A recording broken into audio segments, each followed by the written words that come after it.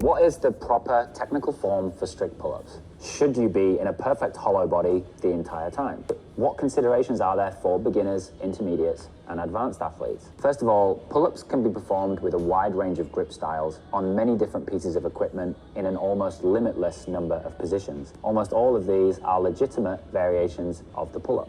This video is going to be solely focused on the purpose and the development of the classic pull-up on the high bar. The setup position for the pull-up is oftentimes referred to as the dead hang, and as with most movements, the setup will dictate what happens during the rep. This is where most of the coaching and the cueing needs to take place to get the ideal trained position. The grip for the classic pull-up is going to be just outside shoulder width apart. More specifically, the elbow should be tracking directly underneath the wrist during the pull. Next up, we have the scapula. This is without doubt where the most important cues lie. First of all, we have to make sure that the muscles on the front of the scapula are engaged properly before we begin the pulling action. Specifically, we want serratus anterior in the equation. When this powerful stabilizer is active, all the prime movers of the pull-up, the lats, lower and middle traps, rhomboids, and biceps will be able to produce maximum force. We engage serratus anterior by pulling the ribcage in flat and pressing the armpit forward. The scapula will be in slight protraction when we do this, with the shoulders elevated up to the ears.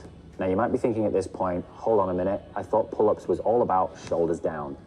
Hold on, we're getting there. This engagement of serratus anterior with slight protraction and elevation of the shoulders puts the prime movers of the pull-up into a loaded stretch. This loaded stretch gives the prime movers, like the lats, elastic energy that we will release when we go to pull. Without this elastic energy, we won't produce as much force when we do go to pull the shoulders down. The slingshot analogy is one that I use often here, which I'm demonstrating now with the jump stretch band. This is why paused pull-ups can be a useful tool for some individuals and some class settings, but they shouldn't always necessarily be performed like this, and they're definitely not the gold standard because of the decreased power output. Lastly, the glutes need to be squeezed and the hips placed into full extension. This can be done in a tuck position, straddle, or pike.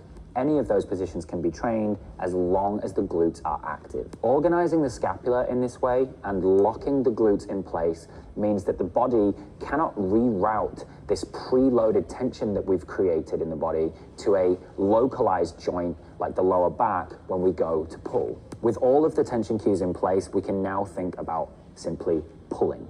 When we go to pull, we should imagine drawing the elbows down and into our sides as hard as we can. If we have trained our progressions like the eccentric and important accessory exercises like the scapular pull-up properly, the scapula should depress, retract, and downwardly rotate as we pull. If this doesn't happen, then this means that the scapular retractors and the depressors are too weak, and we've got work to do with the progressions, the accessories, and also potentially joint preparation. In the top position, the scapula should be fully depressed with no shrugging of the upper trapezius whatsoever. This means we've gone from full elevation to full depression in our pull. Ideally, the glutes have stayed switched on through the entire pull, meaning the hips are still in extension at the top of the movement. The rep is complete once we've returned to the dead hang position, ready for the next rep. You can see here that the pull-up is neither performed in a full hollow body or a full arch body. We are retracting and depressing the scapula around braced, neutral body cues, like the squat or the deadlift. It's through this technique that we will be able to recruit the most amount of pulling muscle and produce the most amount of force. This is the whole intention of the pull-up exercise.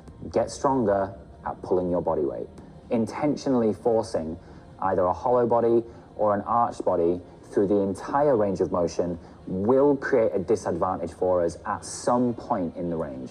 Athletes that force the hollow body at the bottom of the movement will struggle to get the motion going because they cannot access the scapular retractors. Athletes that intentionally fix an arched body will struggle at the top, as the body is denied access to the muscle at the front of the body that it wants to complete that part of the range of motion. Bracing the neutral body and then pulling from here gives us the best of both worlds and allows us to get stronger quicker. The idea here is that any excessive switching between hollow or arch body will dampen, and the position will become more consistent as the athlete practices and gets stronger. If form breakdowns like shrugging or excessive swinging between body positions aren't able to improve with practice over time, then this could be an indication that the workload is too difficult for this athlete and they may need an easier program. Most athletes will improve their form as they practice and get stronger. For example, not every athlete's first pull-up will look perfect. As the number of reps that they can complete increases though, the likelihood is that the form of that first rep will also improve. This is where the term progress, not perfection, really comes into play. Playing devil's advocate just for a second, there are athletes and other coaches out there that will say pull-ups should be performed in a hollow body so that we can get transfer to the bar muscle up. This shouldn't be done for two main reasons. The first reason we've already outlined. Intentionally forcing this position will cause a decrease in power output, and many beginners and intermediates will actually struggle to make progress if we restrict them like this. The second reason is that the classic pull-up is a general strengthening exercise, not a specific one. This means that its value lies in providing us with a wider base of general pulling power that can improve our potential with all skills and prepare us for more specific exercises. For direct skill transfer, we would use specific exercises like the high pull, where the body position will deviate from this standard because of their specificity. Now that you've learned about how to strive for the ideal pull-up form on this program, check out the lessons on using that form with the band-assisted pull-up and also how to execute exercises and progressions like the eccentric.